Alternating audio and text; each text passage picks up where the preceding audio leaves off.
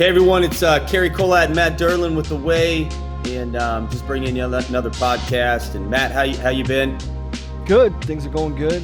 You know, it's good to catch up with you finally. I know we've taken a little hiatus for a couple weeks with you running back and forth to Indianapolis and all the craziness and everything that you're trying to get your arms wrapped around. So it's fun to get you back on the show, talk about some fun stuff. But how's the transition and everything going?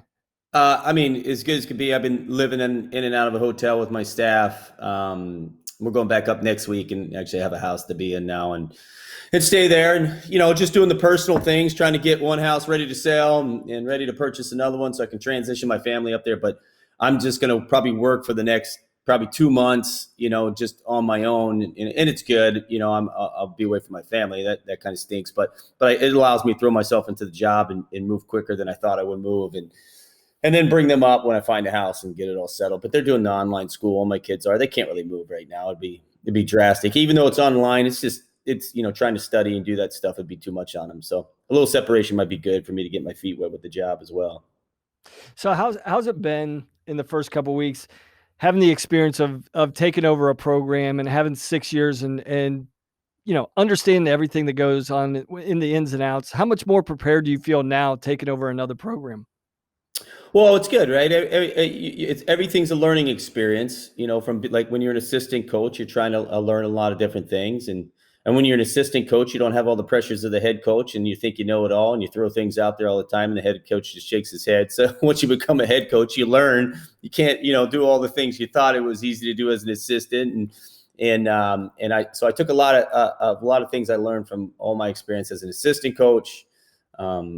Became a head coach, took over Campbell. Now I'm at the Naval Academy. Naval Academy is a little different beast, academically, institutionally, that stuff. So, and you got to figure out your target pool for recruiting. It's a little different target pool than Campbell, still a nationwide kind of thing. And that's the great thing about the Naval Academy. And then you learn the recruits that you need to go after, and you figure it out. And we'll probably make a few mistakes on the way and then learn from those mistakes and then get better at zeroing in on the type of kid that fits for us. Yeah. But what have you been doing? Just grinding away. I mean, fortunately, I think I've said this on the previous podcast, but I count myself fortunate. I'm able to come into work every day, throw myself into work. And obviously there's realities that you got to be cognizant of, outside of our walls, but really, I'm just driving back and forth from home to work to home, and just throwing myself into it. So I am grateful that I have this outlet. I know there's so many people that want to be in those positions to they don't want to sit at home. They don't want to collect unemployment. They want to work. I mean, that's their passion. So yeah, wrestling's essential then, huh? Yeah.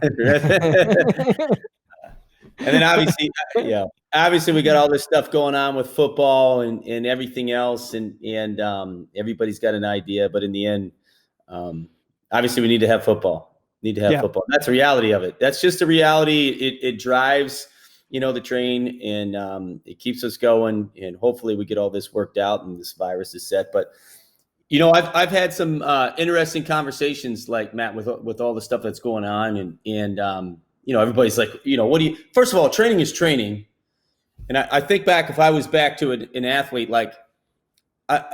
first of all, I'd found a way to get to a wrestling room. I don't care what it was. I'd find a way, and I'm not telling people to run out and find a wrestling room, but a lot of people have already found them, right?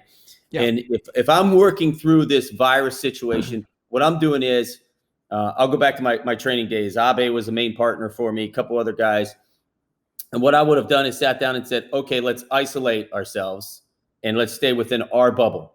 So I won't go outside of my group. You don't go outside of your group. If somebody does go outside of somebody's group, then it's important that we let each other know and we cut that person out for the 14-day period or whatever it is. So I'd have found a way to do it that way. But I had to get thrown back into that mindset a little bit. And I had a really interesting conversation with Joe Rao. You know Joe Rao. He's a Greco guy. He's a two-time world team member. Yeah, two-time world team member. So I was talking to Joe the other day, and it was like it was a great conversation, because it's like not often that you get off a phone, you're like, this guy's got me fired up right now. So And this is what we were talking about. So Joe is leaving Northwestern, and we were talking to him a little bit about the possibility of coming to the Navy RTC, and we're still talking, obviously. And so, I said, Joe, here's my worry. You're a Greco guy. And predominantly it's going to be more of a freestyle RTC. Doesn't mean we don't interject our Greco guys into it. And obviously we know the United States leans more toward freestyle than it does toward Greco. So these guys always kind of get the short end of the stick. And so anyway, we were talking, and I said, so that's my worry. I want to have you. I'd love to have you there. But are you going to be able to train the way you want to train? He goes, Coach, I never trained Greco. I go, what do you mean? Yeah, right. That's what he says to me. I go, what do you mean? He goes, well, listen, I'm out here. He goes, I pretty much wrestle, freestyle with these guys all the time because the majority of them are freestyle. And he goes, and then, occasionally I'll go in on my own and wrestle with a guy at Northwestern. We're wrestling folk style. And he goes, I get my Greco in when I go to the world team training camps. He goes, and that's, I make it a point to get as much Greco in as I can. And then I go back and I train some more. And I started laughing. I said, you're almost like a cockroach. You just survive, right? He started laughing. He goes, yeah. He goes, and that's the thing. So there's a lot of people that have been unraveled by this situation we have right now, thinking, I can't train the way I want to train. And here's this guy who's made the world team twice, and he never gets to train the way he wants to train. And so instead of this, like we would say, this glass is half empty kind of mindset, Joe's mindset is, I'm wrestling. Like I'm always wrestling. I'm getting better. And there's going to be, we know folk style, you're attacking the legs, and freestyle, you're attacking the legs. But in the end, you are wrestling. You are wrestling, you're getting better at things, and then all of a sudden you take the legs away, and his mind just switches, and he goes up top, and he starts wrestling, and it's back to that thing. And I always use this with my guys: keep it simple, stupid. Just keep. Everybody tries to run off and do all these different experimental things all the time, and you want to keep interjecting new things into your training, and be creative and put those things out there. But in the end, you also don't get away from keeping it simple. And the guy is wrestling. And he didn't start in Greco. We all start in folk style, right? Like we start in folk style. Then we might transition to freestyle, or we might transition to Greco. And this guy's mindset has never changed from that. And I just got off the phone laughing, and I was like, Joe, you know what? There aren't many people I get off the phone with and I'm fired up. But after talking to you for about 5 minutes, I'm pretty fired up right now. Like he's right. You're wrestling. Keep wrestling. Don't overthink it. So he's not dwelling on, I'm a Greco guy and I didn't get enough Greco. Because if you have all those negativities building up in your mind, you're probably going to lock up. You're going to second guess yourself, and you're going to have all these apprehensions about getting out there and competing. And the dude just goes out there and competes. So it was a refreshing conversation that I hadn't had in a while, and it was good to talk to that guy a little bit. But yeah, and Greco doesn't get enough. Doesn't get enough credit for what those guys do, and they do a lot, and they don't have all the ability to train like we do, because majority of these RTCs are freestyle. The majority of the wrestling is folk style, and these guys are really kind of like survivors and don't get looked at as much, So, but I enjoyed talking to the guy. It was awesome. Well, I mean, it's what you're saying. It's so, today's athletes, and I shouldn't say just today's athletes. I think every athlete, they want the perfect environment, the perfect system, the perfect conditions day in and day out. And they think that's necessary for success. Right. And it's not. And I think it's kind of a double-edged sword, the training smart type thing that you hear so much, and, the periodization and, all the technical breakdowns that we're hearing, and the physiological breakdowns, recovery times. I think all those things are critical.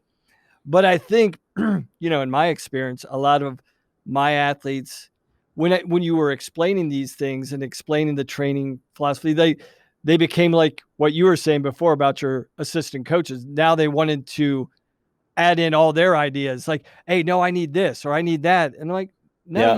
You don't. Yeah, all you need really is another guy across from you. You don't really need a wrestling mat right now. Like if I got somebody across from me, I can get a workout in. I can probably get better in a certain way.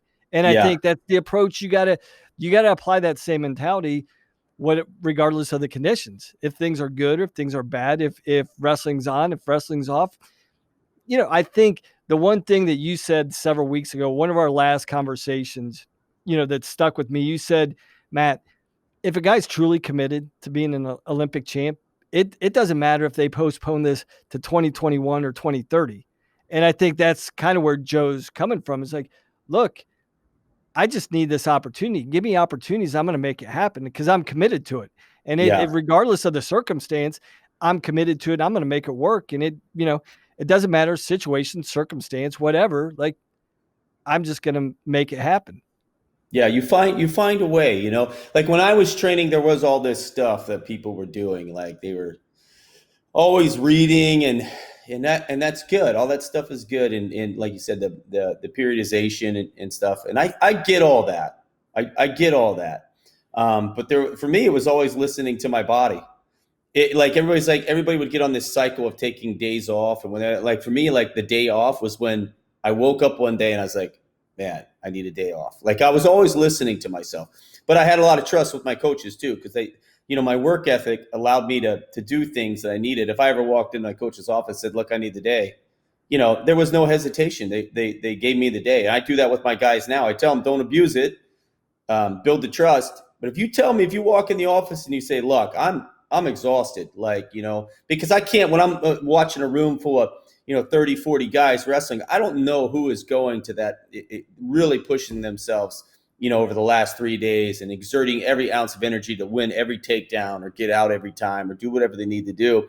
And if that guy's doing that, he's probably going to hit a wall a little sooner than somebody that's not doing that. And so if it's a guy I trust and he comes in and he tells me I'm beat up and I need a day, I give him the day, but that trust has to be there too. But you're right. They find a way. Like I'd have found a way. Like I was just thinking, if I was back in Joe's time and I'm competing, I'd have a bubble of guys, would be my training partners, and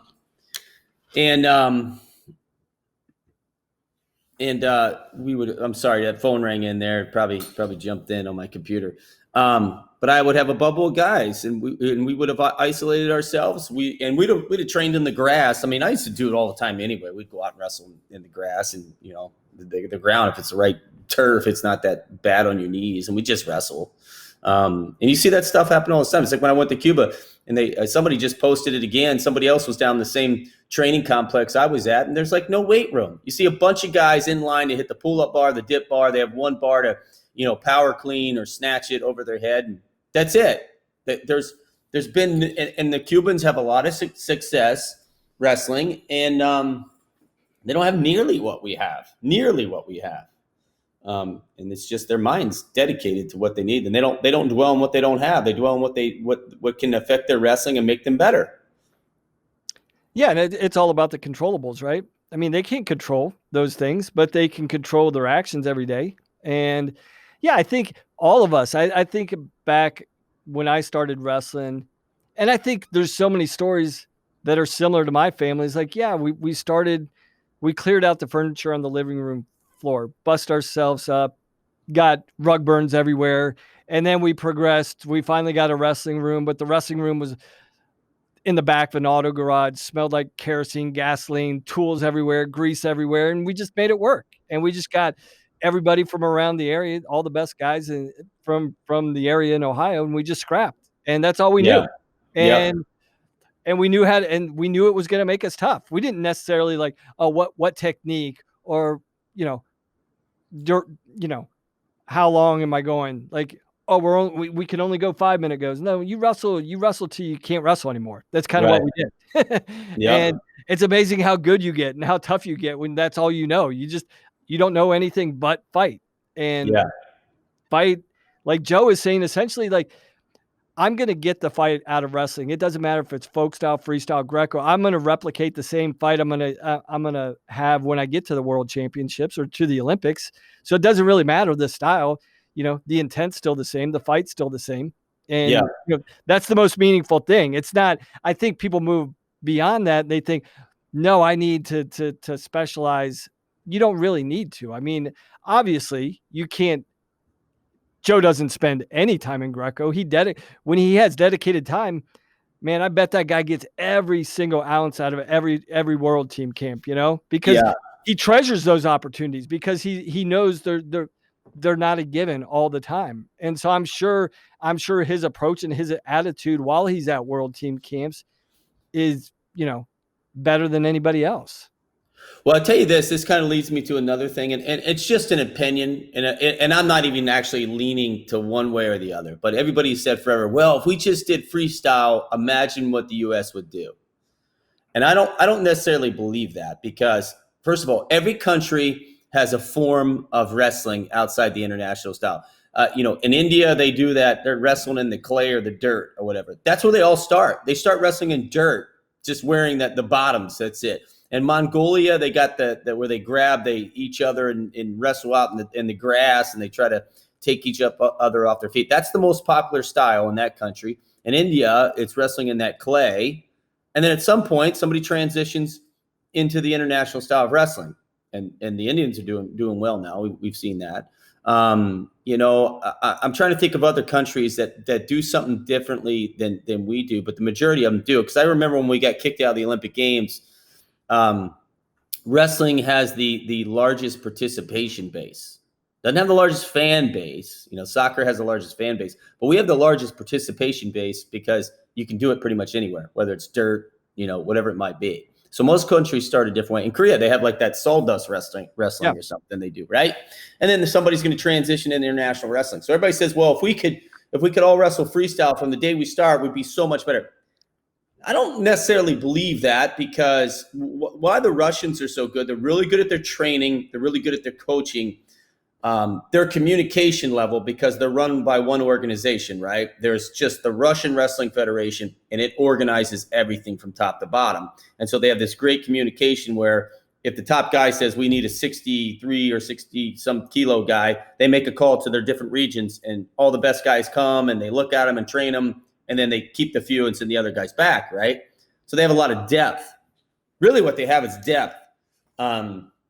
We have depth too. We just don't have the communication isn't right. We have AAU, USA, NCAA, My Way, all these different organizations. And so they don't really communicate with each other. So we can't really know who the best guy is. So that's where I think the Russians do the best, is their communication, and they know their depth, and they know who's good in each region. And for us, our best guys, I don't know if it really makes a difference if Jordan Burroughs was wrestling freestyle his entire life, because Jordan Burroughs gets heavy on the bottom. Parterre is always the part that we lack. And a guy typically only lacks there for a couple years. And then he gets good at it, right? And then then the question is, how good is he technically? I think it comes back to coaching. I think they stress more technique, and then our mindset is more on this, conditioning level because of the point scoring and folk style and stuff. And I just think it's a coaching thing. I don't think it makes a difference that we just do folk style and not freestyle year round. I think we'd almost be just as good. No, I agree with you, because really when you're seeing athletes have success, it's because they find a coach and a system that works for them. It's not necessarily the style, right? It's finding, and we've seen really high level guys struggle. And I think the struggle is people question, well, are they burnout or this or that? My take, typically when you see a talented guy that has the right motivations and it's not working out, it's like, no, the fit's not there, so we don't have, even in folk style, we don't have a standardized system that everybody practices. I think everybody has a good idea about what areas you need to focus on, what your training needs to look like, but it's not standardized by any means. And, I still get questions from coaches all the time, because they think, because of my time back at Penn State, they're like, oh man, these guys are doing so much, so different. There's a few things that they're doing different, but really the separating point for Penn State is the level of belief that they instill in these guys. It's not necessarily the technical or tactical. Yeah, I think they're great at that, but it's really the level of belief that you buy into. And I think that's where you're going to get success in all areas. Do you believe you can be successful, right? Yeah, that's what it comes down to. So, if I'm going back to where I'm at now at Navy, that's one of the things. For some reason, when you say the word academy, everybody thinks you're not going to be training the same, and that's not the case at all. Your day's structured more, but the training times are still built into the system. And so I think people put up walls before they investigate anything, right? And it goes back to what we were saying earlier. Joe Raw doesn't have a wall in terms of training. His mind's open and he's learning and getting experience in other areas. And in the end, he's still wrestling. And, other people might say, well, I need this beautiful weight room. Well, that's not true. We all know calisthenics will make you as strong as anybody out there. And you can do plyos jumping off your backyard steps or whatever it may be. You can do everything that everybody does without a gym. You can do it. And then the wrestling comes back to the same. It's back to mindset. And, for us at Navy, that's what the recruits we've been talking to now, some of them were like a little standoffish at first. And I'm like, listen, let's just have a conversation. A conversation doesn't hurt. And now that they see all the opportunity that they have there and what they can do there, now these guys are like, we're talking once a week. And before they had a wall there, and that's what it comes down to is looking at things and what it can provide for you. But you don't need everything. The biggest thing you need is, like we said, is between your ears, and then you go from there. And I would. But yeah, back to Joe. It was a good conversation. I think I needed that. I think I needed that at the right time. I'll be honest. The day I talked to him, I started bouncing off the walls a little bit because I don't have a team to coach. All I can do is email. All I can do is video call every night. And we're all so. It was refreshing to, for a guy that's currently in the fire, to have a conversation with him was good. Well, I think it's cool in the sense, like right now, everybody's focusing on, we don't have wrestling. And my take is that's your choice. If we don't have wrestling, you can wrestle, you can get better if you really want to, or you can use this as an excuse and say, no, I can't wrestle. Wrestling's gone away. No, it hasn't. And Joe's the perfect example. I'm like, he could be the easiest thing for him to say to you, Cary, is like, Cary, I didn't make the world team. I don't have any Greco opportunities. Yeah. Like, technically, right? from talking to him, he's been dealing with a Greco virus for the last few years. You know what I mean? Because it's not that much Greco, right? Yeah. So it's like, it's the same thing. Everybody's freaked out. But this guy, the sport that he really wants to participate in, he only gets it in small doses, and he's having success at it. So that guy's been fighting a virus probably from the time he said, I'm going to wrestle Greco, because we just don't have that much in the U.S. and he's finding a way to do it. So, there's ways to do things. This shouldn't really set you back at all. Well, he's definitely a guy we need to have on the podcast or something. Yeah, I would get him on. You'd like talking to him. It was good cool. talking to him. Yeah. All right, Matt. Well, it was good talking to you, man. And I guess we talk again next week. And hope you stay safe and do well. And talk to you soon, buddy. Same, brother. We'll see you.